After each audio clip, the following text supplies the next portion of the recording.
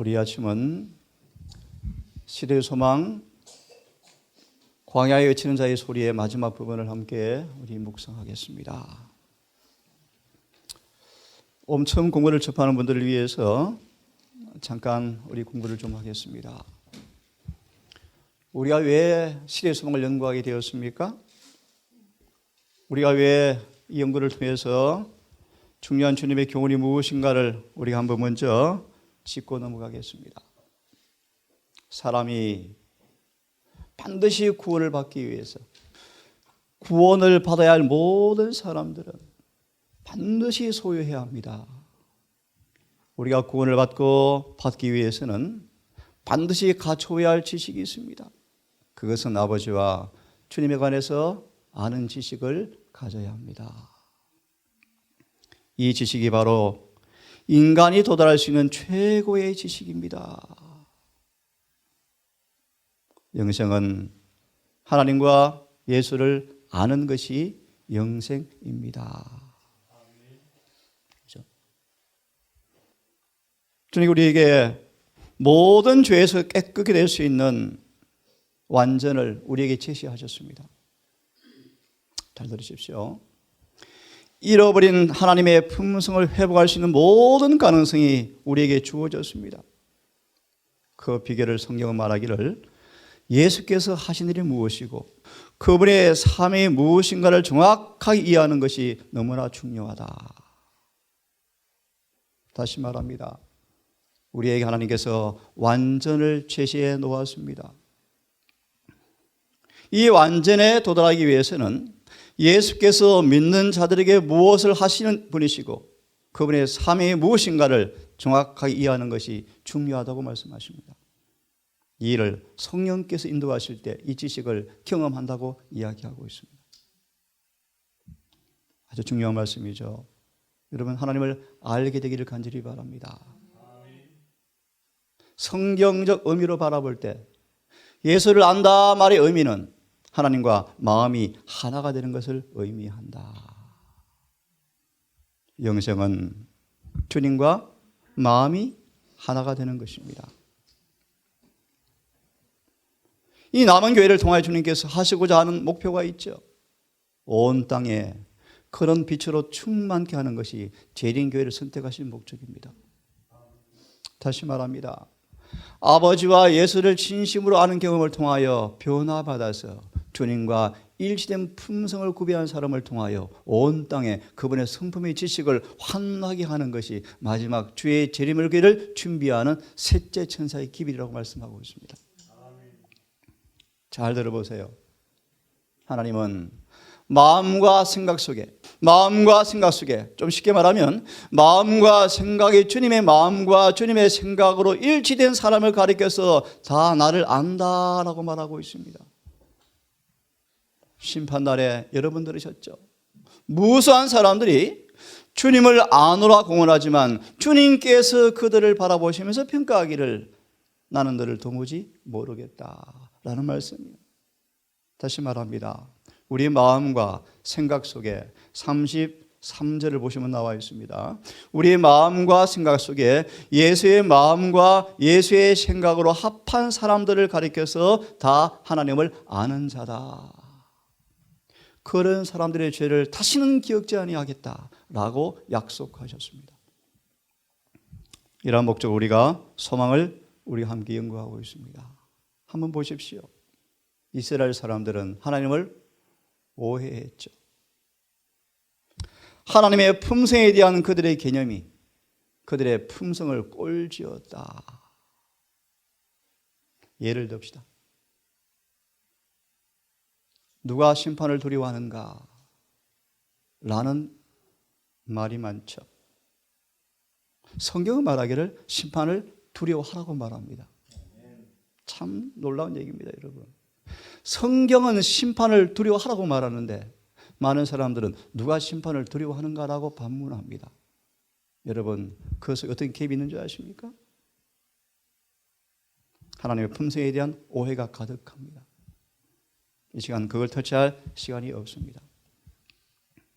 이스라엘은 예수님의 품성을 분별하지 못함으로 멸망했다라고 성경은 말하고 있습니다.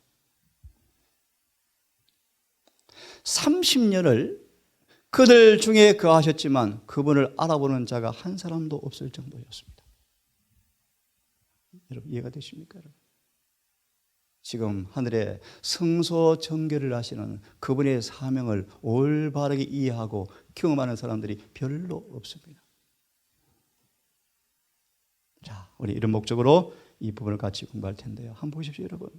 심지어 3년 반을 예수를 따라다닌 12제자까지라도 그들의 마음속에 이기심과 욕망 때문에 예수를 통해서 비춰지는 그분의 영적인 사업을, 영광을 이해할 수가 없었다. 비로소 그들이 성령을 받은 이후에 비로소 이 사실을 이해할 수 있게 되었다. 참 놀라운 얘기 여러분.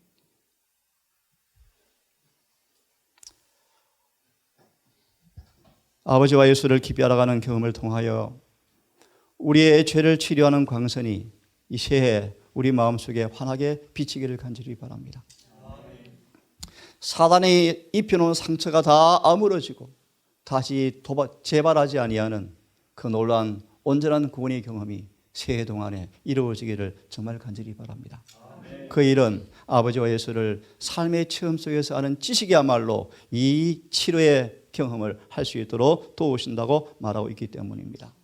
오늘 묵상의 본문의 말씀이요. 이 말씀은 같이 읽겠습니다.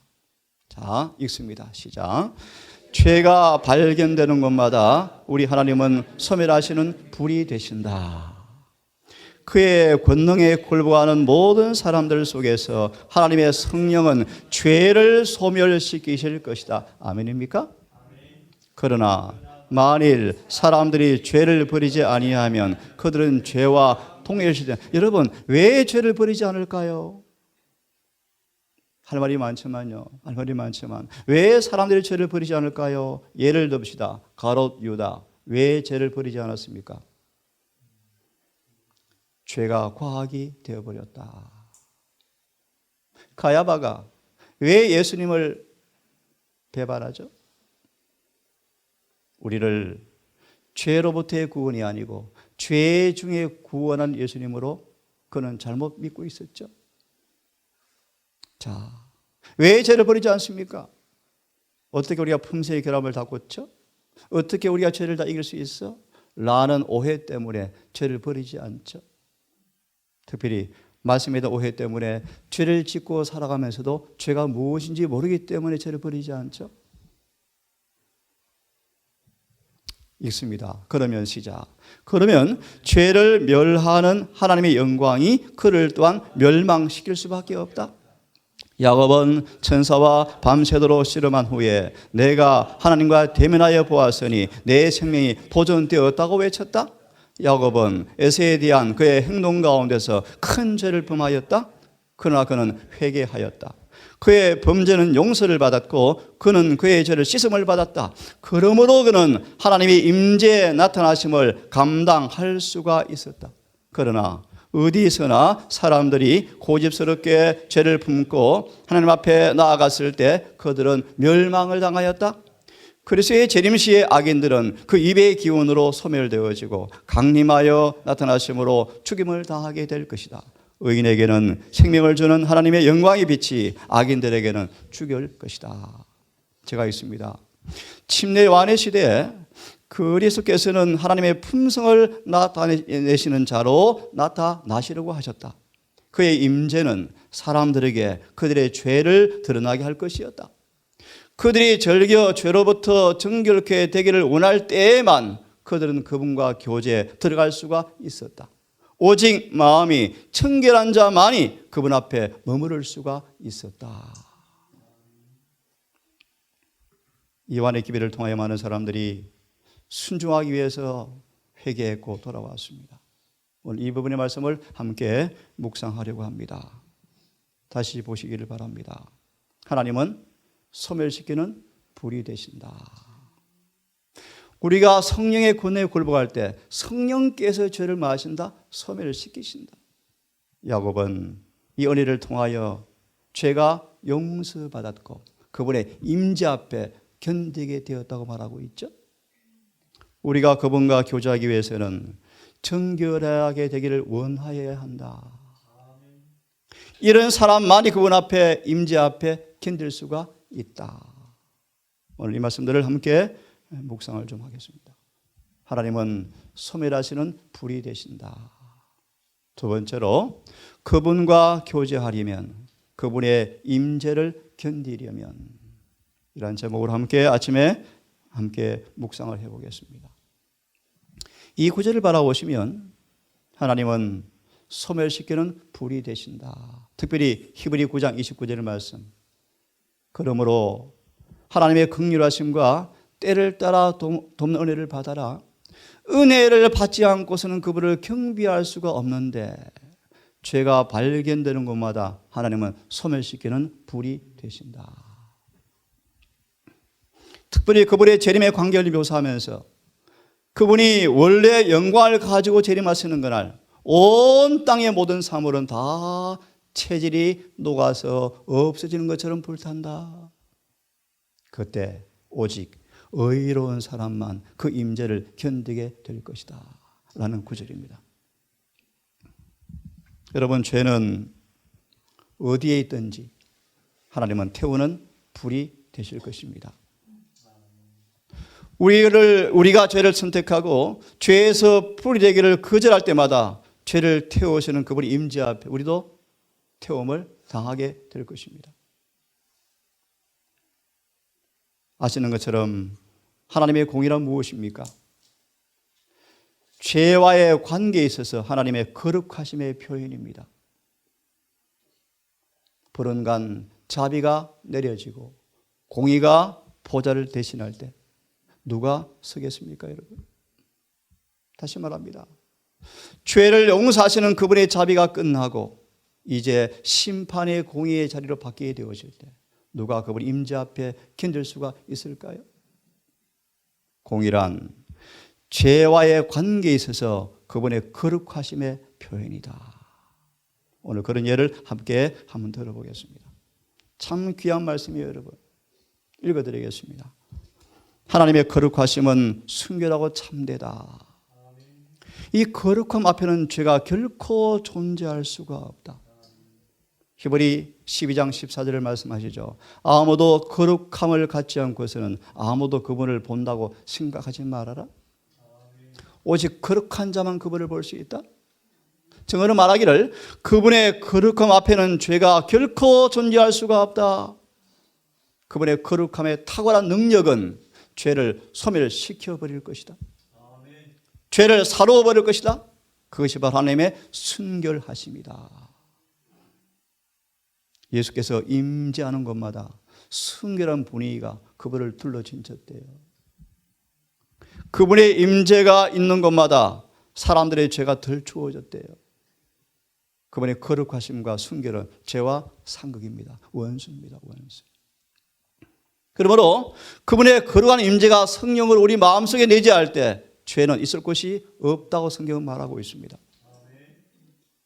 예수의 놀라운 순결과 거룩하심에 대한 그 능력은 죄로 인하여 충만하신 우리와 접촉하셔서 우리 마음속에 들어가셔서 죄를 불사르시고 우리를 구원하기 원하시는 임재이다. 이것이 그분의 거룩하심이다. 이 일을 경험하도록 하나님께서 요한을 부르셔서 우리의 마음속에 들어갈 길을 열어주는 분이 침례 요한의 기별이었죠. 그죠? 예수님 안에서 우리는 거룩하심을 이해하게 되어질 때 죄를 소멸시키는 그분의 은혜가 경험되어질 것입니다. 모든 것을 소멸하시는 거룩하신 순결하심이 놀라운 말씀이 여러분, 죄와 죄된 모든 흔적을 취하여 갈 것이다. 아멘입니다, 여러분. 아멘입니다, 여러분. 여러분, 성령으로, 이름의 성령으로 예수의 거룩하심, 의의 임재하심이 우리 안에 날마다 촉촉하게 임하기를 간절히 바랍니다. 그분의 거룩하심이, 그분의 순결하심이 성령으로 마음속에 흘러들어올 때마다 마음은 죄와 흔적이 취하여 간다고 약속하고 있습니다. 그리하여 그분의 거룩하심이 죄된 인간 속에서 거할 수 있게 되었다. 얼마나 놀라운 깊은 기별의 의미입니까, 여러분? 하지만 여러분 들어보십시오. 참으로 죄가 죄되다는 사실을 깨닫는 사람들이 별로 없다. 정말 드물다. 그들은 스스로 달래고 있다. 하나님은 선하셔, 자비하셔, 그분은 엄격하게 우리를 벌하지 않아 라고 은근히 자신들을 달래고 있다. 하지만 보시겠습니까? 미리암, 시누이를, 올케를 시기하다가 문둥병 들었죠. 아론, 우유부단하다가 죽을 뻔했죠. 하나님과 마음이 합한 자라고 했던 다윗마저 범죄했을 때 아들들이 4명이 죽고 자신은 쫓겨났죠. 이런 경우를 바라볼 때 말과 행동을 통하여 생각 속에서까지 범죄하는 것은 반드시 안전한 일이 못 된다는 사실을 경고받아야 한다. 하나님은 무한한 사랑과 온정을 가진 분이 확실하지만 그분 자신은 또한 소멸시키는 분이시며 질투하시는 분이시라고 분명하게 말씀하고 있다. 예, 미리암과 아론과 다윗이 용서를 받았습니다. 그렇죠? 비록 그의 죄로 인하여 문둥병이 발하여서 7일간 격리되어서 고통을 당하였지만 그는 회개하였고 구원을 받았습니다. 하지만 아는 사실은 미리암은 죽어서 광야에 묻히고 가나안 땅에 들어가지 못했습니다. 하나님은 공의로운 분이셔요. 미리암의 장례는 엄숙한 교훈을 남겼답니다. 하나님께서는 반드시 죄를 처벌하신다. 하나님은 자신의 권능에 굴복하는 사람들에게서 죄를 불태우시는 분이라고 말합니다. 야곱이 죄를 범했죠. 그는 죄의 결과로 가족과 전투를 벌이고 떠나서 도망하는 유리한 신세가 되어버렸죠. 그는 죄를 범하여 모든 것이 빼앗긴 것처럼 보였습니다. 그런 그를 주님께서 소멸시키는 불의 권능을 통하여 야곱을 깨끗게 변화시켜서 구원하신다는 사실을 보게 되기를 간절히 바랍니다. 보세요. 야곱은 죄를 지었습니다. 사단은 그를 범죄케 해서 하나님께서 주시는 특권을 빼앗기 위해서 그를 넘어뜨렸습니다. 사단은 야곱을 포로로 잡았죠. 하지만 여호와께서는 야곱의 회심의 기도를, 통회의 기도를 들으셨습니다. 야곱을 수년을 풀무의 불꽃 속에 야곱을 넣습니다. 던집니다. 마치 야곱을 없애는 것처럼 큰 시련을 받았지만 야곱이 마침내 정금처럼 변화되었습니다.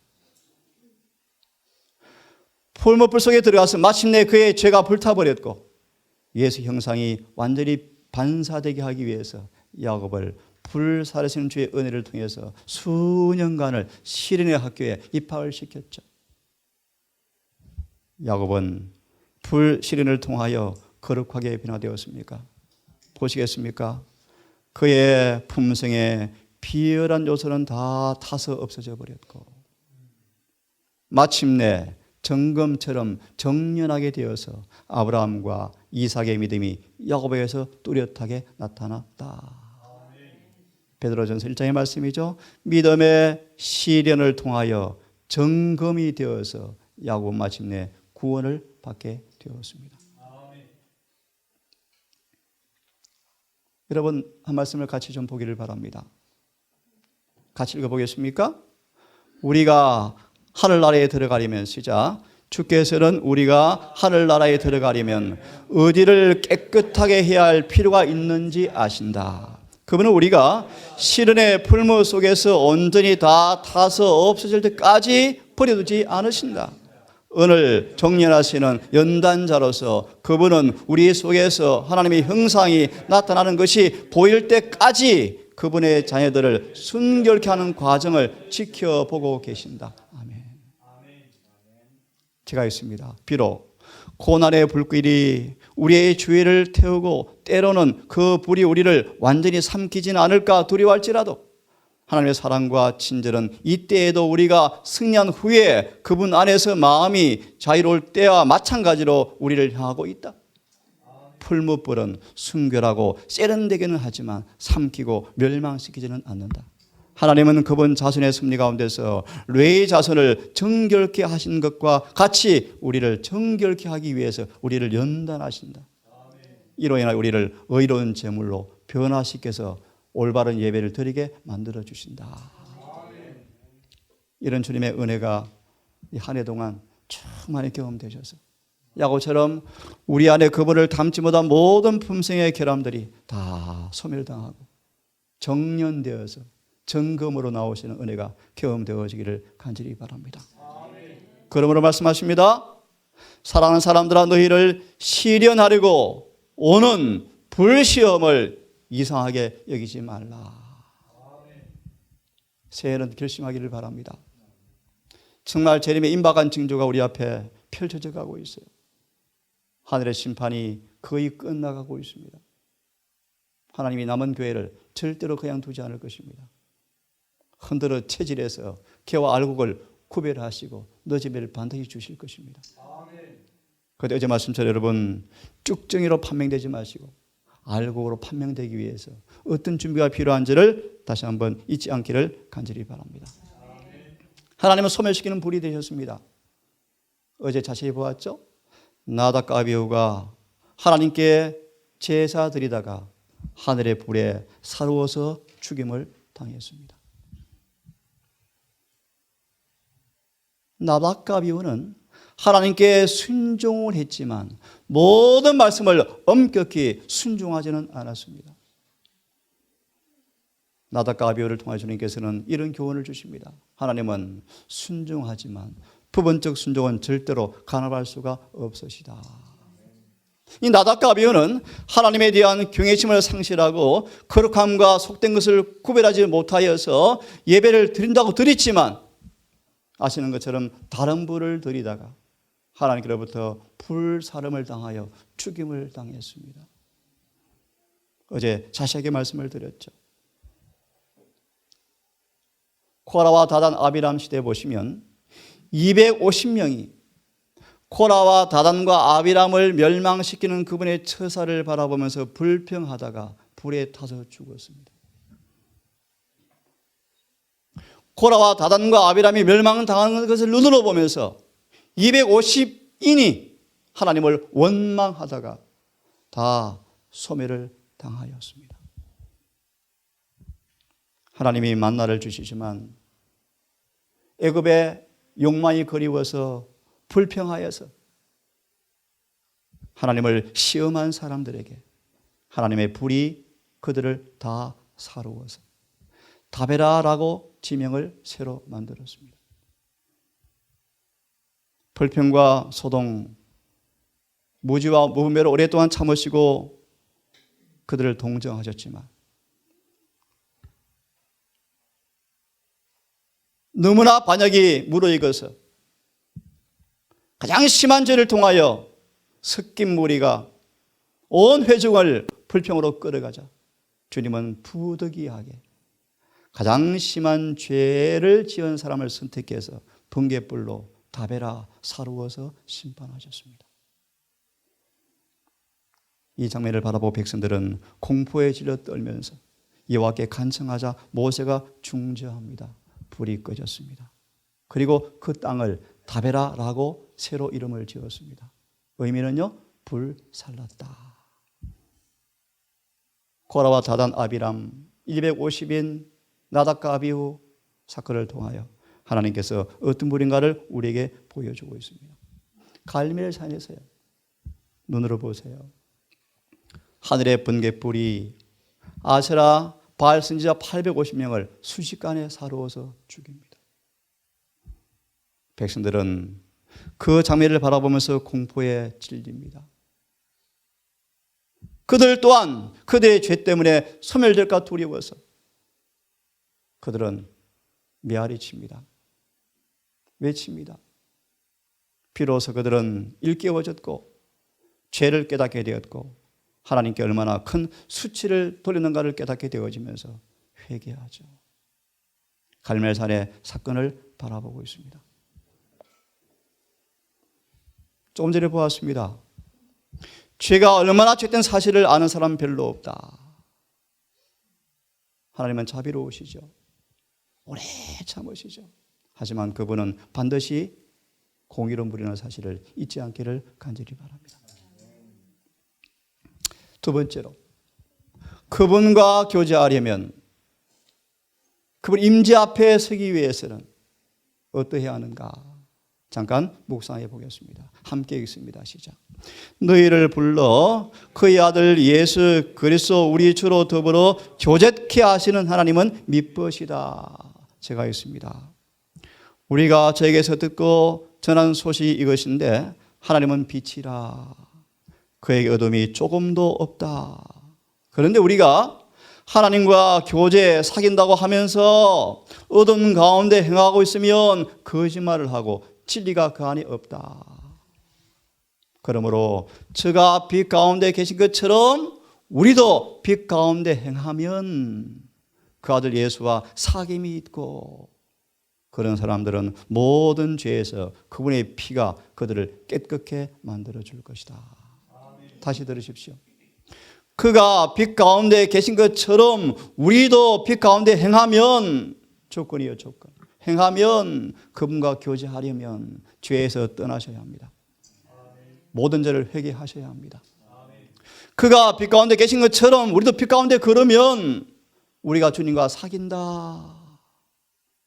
그분의 사귐은 이것이니 그분의 피가 그분과 사귀는 사람들을 모든 죄에서 깨끗하게 만들어 주겠다.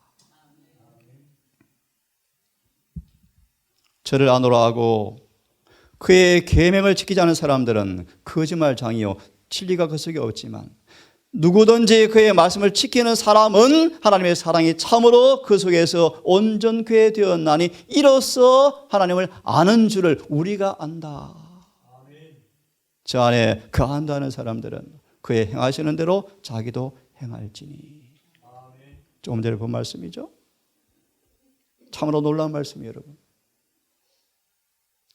진실한 주님의 자녀들은 거룩함을 가져오는 경험을 얻는다. 양심에 한 점의 죄도 없고 영혼의 부패 흔적도 없다. 율법의 영적 의미가 그들의 삶 속에서 문자 그대로 도입되어진다. 진리의 빛이 이해력을 환하게 비추어서 그들 속에 사랑을 뜨겁게 만들어서 하나님과 그들을 가로막는 두꺼운 구름, 의심, 불신, 교만, 자존심, 편견, 모든 구름을 맑게 씻어버린다. 이리하여 하나님의 뜻이 그들의 뜻이 되어지고, 참 놀라운 말씀 아닙니까 여러분? 그들은 순결하고 고상하고 정화되어지고 성화되어지고 용모까지 하늘의 빛을 반사한다. 그들의 몸은 성전이 되기에 합당하게 되어지고 이제 그들은 하나님과 교제할 수가 있다.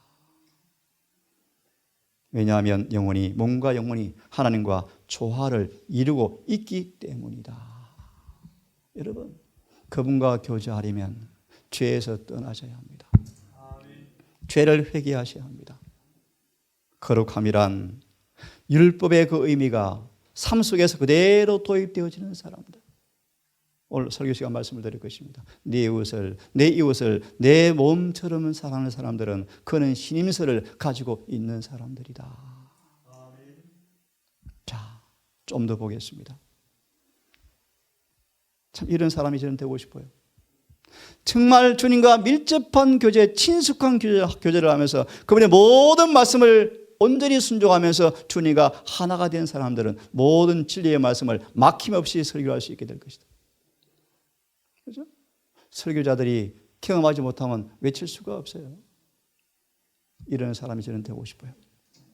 정말 하나님과 친밀한 관계를 통하여 하나님과 하나가 된 사람들은 하나님의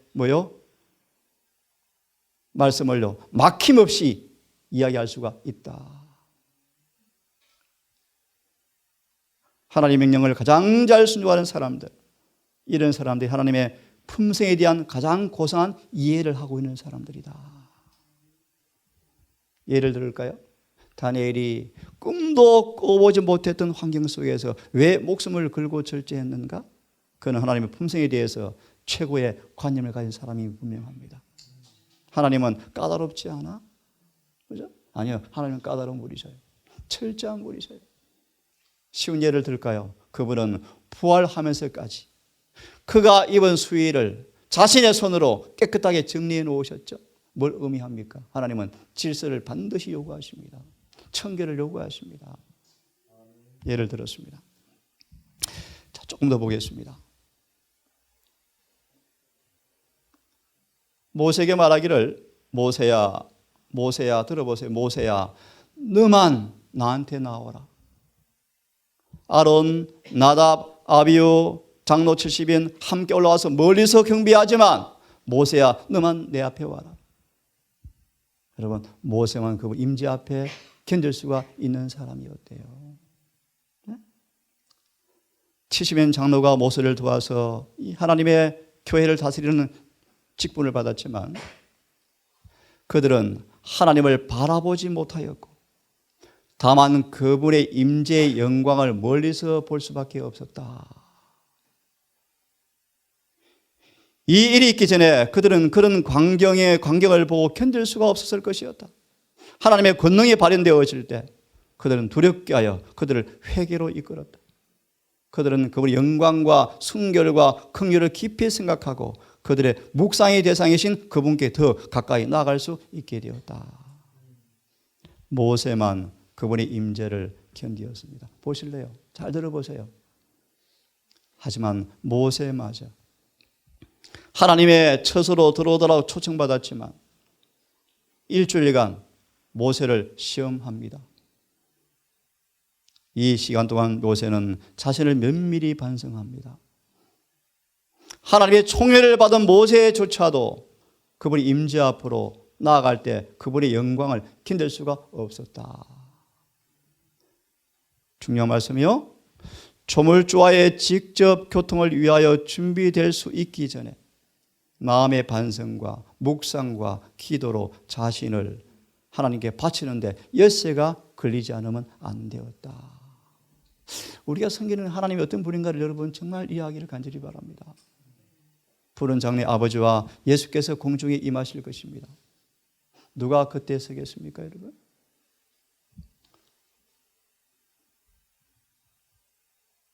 보세요. 백성은 멀리 섰고 모세는 하나님의 처소로 들어갔습니다. 백성들은 그 영광스러운 품성의 발현 앞에서 존경심과 두려운 마음이 깊이 각인되었습니다. 여러분, 첫째 천사의 기별은 하나님의 영광을 돌리라고 말씀하죠. 심판을 돌리라고 말씀하죠. 마지막 부분을 보겠습니다. 그가 재림하시는 그날 누가 능히 서겠는가? 누가 그분의 발현을 견딜 수 있을 것인가? 잘 아시는 말씀 여러분. 동쪽에 재림의 징조가 보일 것입니다. 점점 가까웁니다. 멀리서 바라볼 때 검게 보였지만 점점 가까워져 흰 구름처럼 되어지죠. 그들은 천사의 무리였습니다. 무지개가 걸려 있습니다. 천만 천사가 노래를 부릅니다. 그 위에 예수님이 앉아 계시죠.